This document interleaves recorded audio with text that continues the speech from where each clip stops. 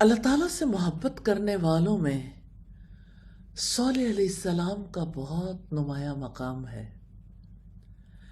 سیدنا صالح علیہ السلام ایسے جوان تھے جن سے قوم نے بہت امیدیں باندھ رکھی تھی۔ ان کی اللہ تعالیٰ سے کتنی محبت تھی، ہر صورت اپنی قوم کے لوگوں کو اپنے رب سے جوڑنا چاہتے تھے۔ صالح علیہ السلام کی قوم نے کہا، ٹھیک ہے رب کو مان لیں گے، لیکن اس کی کوئی نشانی تو دکھا دو۔ ہم بغیر کسی نشانی کے کیسے مان لیں؟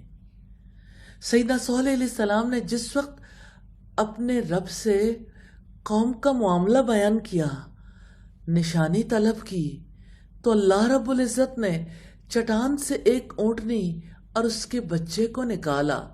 سب نے آنکھوں سے دیکھا، نشانی دیکھ لی،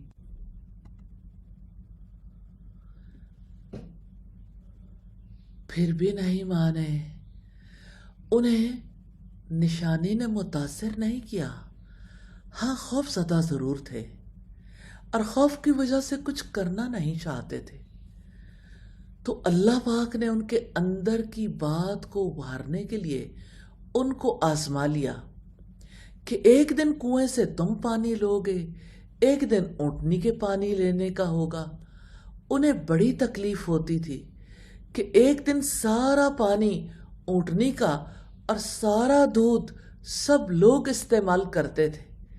کتنی بڑی نشانی تھی پوری سوسائٹی کے لیے، ایسا لگتا ہے ملک پلانٹ لگ گیا ہے۔ اونٹنی پانی پیتی تھی، سب کو دودھ ملتا تھا، پھر بھی دلوں کے اندر رب کی محبت نہیں جاگی، پھر بھی آنکھوں سے دیکھنے کے باوجود اندھے بنے رہے۔ پھر رب العزت نے سیدنا صالح علیہ السلام کو اور ان لوگوں کو جو ان پر ایمان لائے تھے انہیں بچا لیا، اور وہ سب جن کے دلوں میں رب کی محبت نہیں بس پائی، ایک چنگھاڑ سے ان کے سینوں میں دل پھٹ کے رہ گئے۔ دل تو برتن ہے نا، رب کی محبت نہیں بسائیں گے تو دل کا کیا ہو جائے گا؟ اس دل میں اپنے رب کریم کی محبت کو بسا لیں، کیونکہ رب عظیم کی محبت اس جہان میں سب سے قیمتی چیز ہے۔ ایک بار دل سے تسلیم تو کر لیں، زبان سے اظہار تو کر دیں، اِنَّا لِلَّهِ، بے شک ہم اللہ تعالیٰ کے لیے ہیں، وَإِنَّا إِلَيْهِ رَاجِعُونَ، اور بے شک ہم اسی کی جانب لوٹنے والے ہیں۔ کیسے تھے وہ لوگ جنہیں اللہ تعالیٰ نے منتخب کیا، جن کے دلوں میں اللہ رب العزت کی محبت بسی ہوئی تھی؟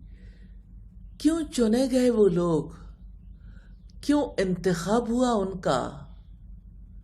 اسی لیے کہ ان کے دل شفاف تھے، پیور تھے، پاک تھے۔